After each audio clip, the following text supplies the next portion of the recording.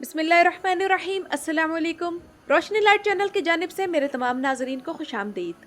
अच्छा, आज कितने लोग मेरी इस बात से एग्री करेंगे कि कुरैश उस्मान की कई बुरी किस्तों के बाद इस हफ्ते की किस्त नहायत अच्छी लगी। और उसके बाद ये कि जब शेख अदब अली की जान बच गई तो आप में से कितने लोगों को मेरी वो वीडियो याद आई थी जिसमें मैंने बताया था कि शेख अदब अली का किरदार ख़त्म करने का फैसला बदल दिया गया है। मुझे कमेंट सेक्शन में ज़रूर बताइएगा। और नाज़रीन इकराम, ये किस्त अच्छी लगने की सिर्फ एक वजह नहीं थी बल्कि कई वजह थी कि अब फतुहात की बात हो रही है और पहली फतह भी हासिल हो गई। कबीले के लोग अब सोचने समझने लगे हैं और अपने गद्दारों को पहचानने लगे हैं। यहाँ तक कि बाला और सलजन को भी अब समझ आ ही गया कि जहर देने वाली गेम के पीछे कॉर्नेलिया है।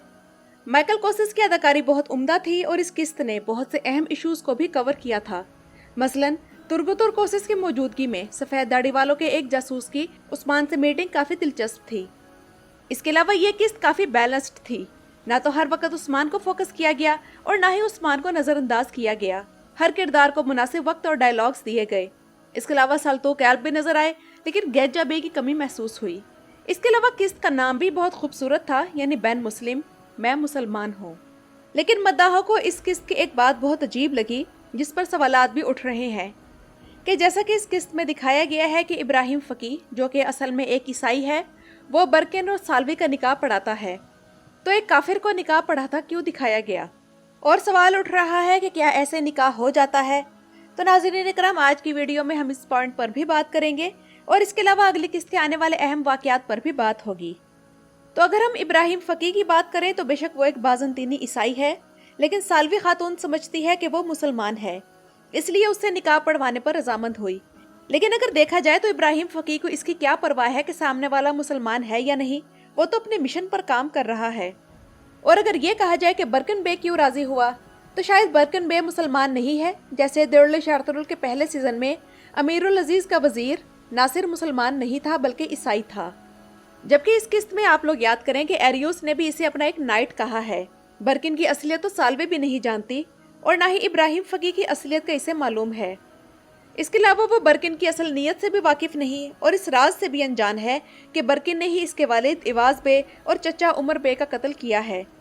लेकिन नाज़रीन इकराम, निकाह के मामले में शरीयत के एक असूल याद रखें कि गैर मुस्लिम निकाह खां की मौजूदगी में निकाह तो हो सकता है, लेकिन गैर मुस्लिम गवाहों की मौजूदगी में निकाह नहीं हो सकता, क्योंकि शरीयत में निकाह खां की हैसियत सिर्फ एक सफ़ीर की सी है।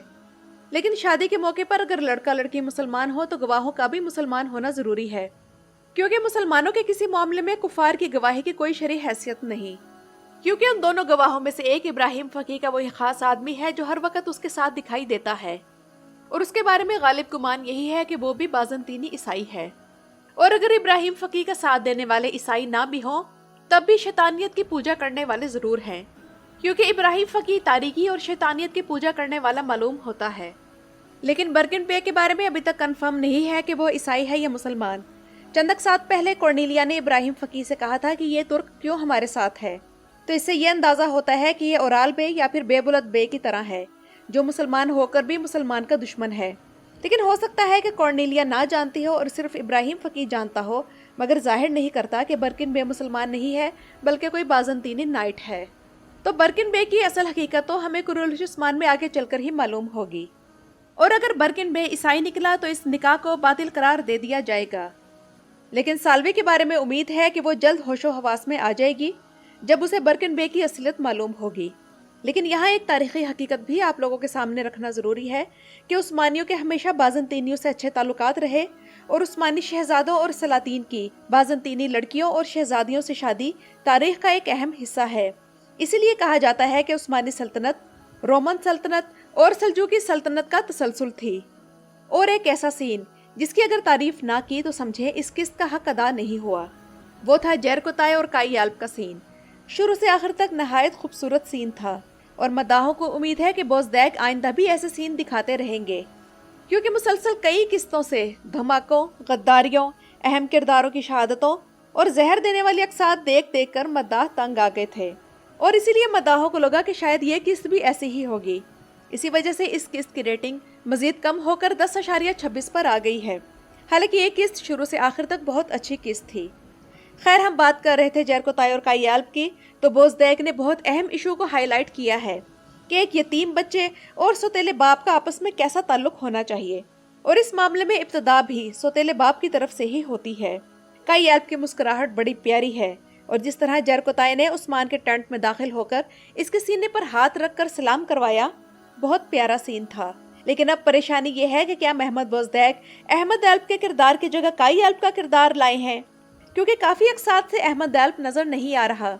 और दूसरी बात यह है कि मद्दाहों को यह भी डर है कि ऐसा न हो कि अगली अक्साद में ऐसे सीन दिखाने बंद कर दिए जाएं, या फिर काई एल्प को एक बार फिर से गायब कर दिया जाए, क्योंकि महमद बोज़दैक से कुछ भी उम्मीद की जा सकती है।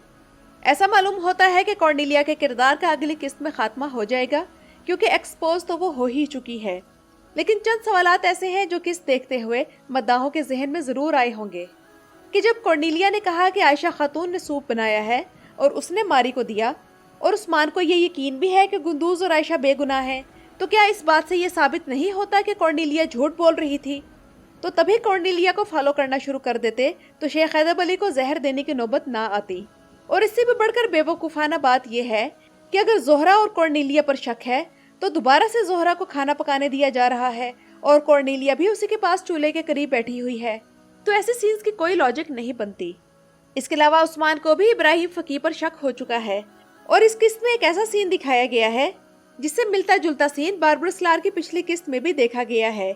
वो ये है कि जैसे बारबरा सलार में मरियम शाह सनम को बाजू पर तलवार मारकर जख्मी करती है, और वो शाह सनम का बाजू दबाकर यकीन करती है कि नकाब पहने जिस शख्स को उसने तलवार मारी थी वो शाह सनम ही है, तो इसी तरह इब्राहिम का बाजू दबाकर उस्मान भी यकीन करता है कि वो एरियूस ही था, और उस्मान को शक हो गया है कि ये वही है। और किस्त के आखिर में सलजन हाथों पर खून लिए उस्मान के पास दौड़ी आती है, तो सवाल जहन में आता है कि हमला करने वाला कौन था, क्योंकि ट्रेलर में इस बारे में कुछ भी मौजूद नहीं है। और दूसरा सवाल यह है कि क्या सलजन जख्मी हुई है? तो नाज़रीन इकराम, वो शख्स जो सलजन को खंजर मारने आता है, मेरे ख्याल में वो इब्राहिम फकी का वही चमचा है जो हर वक्त उसके साथ होता है, और जब वो सलजन पर खंजर से हमला करता है तो कॉर्नेलिया भी उसी खेमे में खंजर के साथ मौजूद है। तो शायद कॉर्नेलिया मासूम बनने के लिए सलजन पर वार होने से पहले उसे कत्ल कर दे, और सलजन के हाथों पर शायद उसी हमला आवर का खून हो। आप लोगों की इस बारे में क्या राय है, मुझे कमेंट सेक्शन में जरूर बताइएगा। इसके अलावा नाज़रीन इकराम, ये वाली किस्त दूसरे ट्रेलर के बगैर आई और इसीलिए ज्यादा दिलचस्प मालूम हुई। ट्रेलर वैसे भी आने वाली किस्त का इल्यूजन देते हैं, और महमद बोज़दैक तो वैसे ही इस बात में माहिर हैं कि ख्वाबों वाले सीन के जरिए ट्रेलर्स को ट्रिकी बना देते हैं। लेकिन इसका नुकसान ये होता है कि मद्दाह जब किस्त देखते हैं और वो अहम सीन ख्वाब निकलता है तो उन्हें गुस्सा आता है कि उन्हें फिर से मामू बना दिया।